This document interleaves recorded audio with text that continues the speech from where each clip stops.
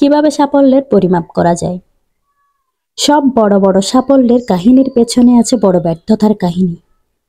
কথায় আছে, ব্যর্থতা সাফল্যের শিখরে পৌঁছবার পথ। কথাটা কি আদৌ ঠিক নাকি ব্যতিক্রম কিছু? পরাজয়কে মেনে নিলেই তুমি পরাজিত। মনে যদি তোমার সাহস না থাকে, তবে জেতার আশা রেখো না। যদি মনে দ্বিধা থাকে তুমি পারবে কিনা, তাহলে মনে রেখো তুমি হেরেই গেছো। হারবে ভাবলে হার তোমার হবেই। কারণ সাফল্য থাকে মনের ইচ্ছা শক্তিতে, মনের খাটামতে, মনের ভাবনাতে। যদি ভাবো অন্যদের তুলনায় তোমার কাজের মান নিচু, তাহলে তুমি নিচেই থাকবে। যদি তুমি উপরে উঠতে চাও, তাহলে নিজের মনে সংশয় রেখো না।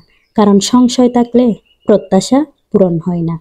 জীবন যুদ্ধে সবসময় বলবান ও দ্রুতগামীরা কিন্তু জিতে না। যে আত্মবিশ্বাসে অটল থাকে, নিজের প্রতি বিশ্বাস রাখে, সে আজ হোক কাল হোক জিত তার হবেই।